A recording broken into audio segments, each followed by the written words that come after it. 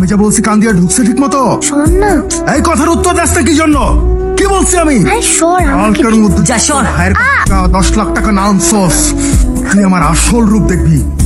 তোরে পিটাই আমি তক্তা বানায় ফেলবো।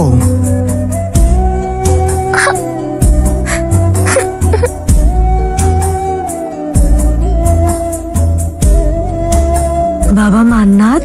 হ্যাঁ মা। বড় বোনকে কেউ এইভাবে মারে? কেন? বড় বোনকে মারলে কি হয়? বোনকে মারলে কেউ ভালো ভাই হতে পারে না, আর ভালো ভাই হতে না পারলে বোন যখন বড় হবে, ওর যখন বিয়ে হয়ে যাবে, ওর শ্বশুর বাড়ি তুমি যাবে না? তখন কি তোমাকে বড় বোন ডিম ভাজি করে খাওয়াবে? তোমার না ডিম ভাজি অনেক প্রিয়? বুবু,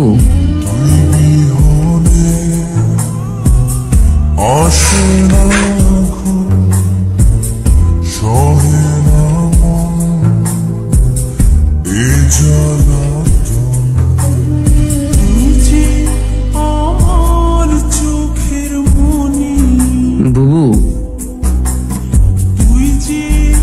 বুবু শোন না, বুবু শোন না। কি হলো রে? কি হলো মান্নাত জান্নাত? গ্লাসটা কে ভাঙলো? না না মা, কিছু হয়নি, আমার হাতে লেগে গ্লাসটা পড়ে গিয়েছে।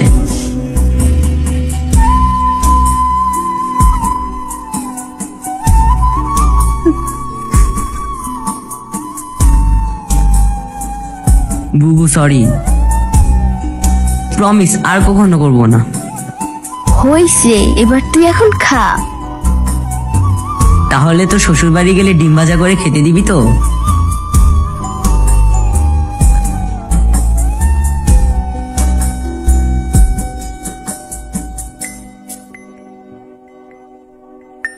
আপনারা কারা?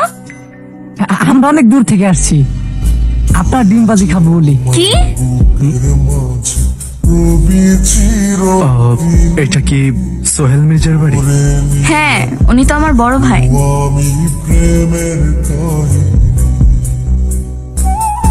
উনি আমার দোলা ভাই। ভাবি, ভাবি দেখো কে আসছে।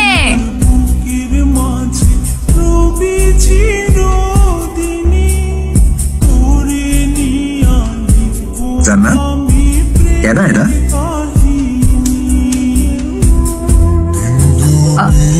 আমার ভাই মান্নাত।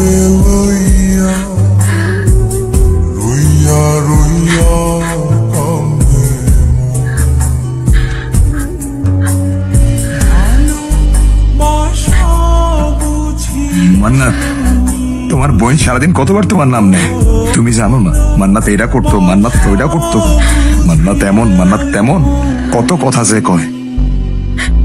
এটা করতো, মান্নাত ওইটা করতো, মান্নাত এমন, মান্নাত তেমন, কত কথা যে কয়।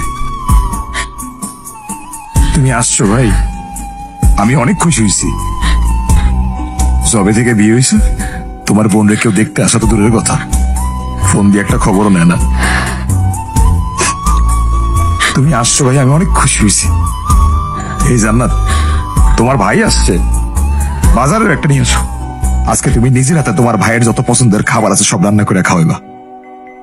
তাড়াতাড়ি নিয়ে আসো। না,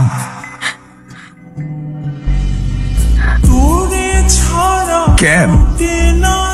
ও বুঝছি, তুমি মনে হয় আমার কথায় কষ্ট পাইছো।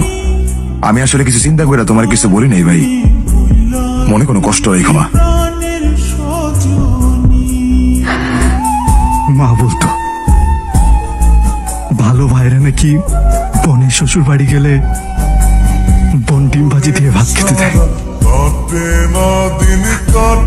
আমি ঢাকা থেকে এই পর্যন্ত আসছি, আমি শুধু আমার বোনের হাতে ডিম ভাজি দিয়ে ভাত খেতে।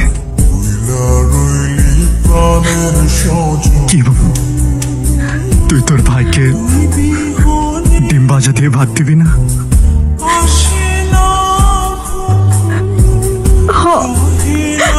দিমু তো।